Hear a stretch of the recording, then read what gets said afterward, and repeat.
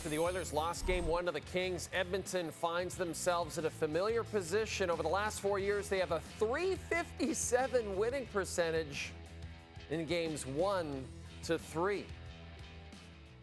Yeah, it's no secret our team has struggled in Game 1s, struggled in early in series. I guess it's a positive thing that we find a way to win the big ones coming down the stretch there later in the series. So tomorrow's a big one. There's no way around it.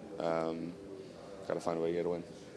Stuart Skinner gave up 6 goals in the loss. Head coach Chris Knobloch said he would not name a starter for Game 2 until Wednesday.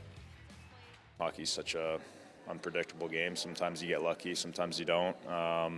In this case, not hitting a good shot by Denal was great for him. So it happens, and it's just time for us to reset.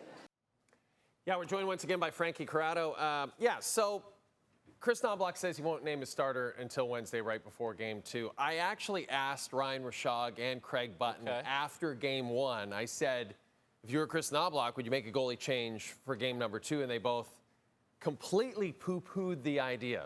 They both decided that, no, that in fact, they really felt like Stuart Skinner didn't play that badly, and that a lot of those goals weren't his fault. So are you sticking with Stuart Skinner for Game 2? I don't think it's a complete non-starter that you can't name a different goaltender, in this case Calvin Pickard, for Game 2. Like, Stuart Skinner didn't have a great night. You can't blame it all on the players. The goaltender has to give you a save at times, and we know Stuart Skinner is capable of more based on what we saw last season in the playoffs. But what we saw in the regular season from both of these goaltenders leaves that competition wide open as far as who should get the net. And Calvin Pickard played well, especially down the stretch. He was the goaltender who was relied on for the Edmonton Oilers. He got 22 wins this year. He had a .900 save percentage. So it's not like it's clear-cut, this is Stuart Skinner's net, and he's going to have to play so poorly, and it's going to have to fall off a cliff for him to not have the net anymore. It's wide open in Edmonton, and with how much you played Pickard down the stretch, you should feel confident, or at least somewhat confident, that you could make a goaltender change in the middle of the series and see if you get a better result that way. Listen, I suggested, but they thought I was crazy. All right, let's talk about the Jets. Head to St. Louis up 2-0. On our NHL playoff preview show last week, you had the Golden Knights winning the Stanley Cup.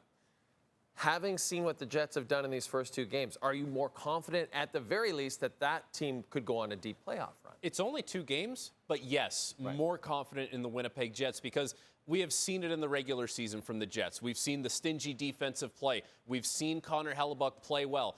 This year in the regular season, we saw this team take their game to another level offensively. Great power play, among the top 5 teams in the NHL when it comes to goal scoring per game. And seeing what Mark Scheifele is doing right now really gives you a lot of confidence, because this group is not abandoning what made them such a good team in the regular season. Connor Hellebuyck had a massive bounce-back performance. Mark Scheifele is winning the #1 center matchup right now. And as a team, the Winnipeg Jets, we saw it in the 3rd period of Game 1.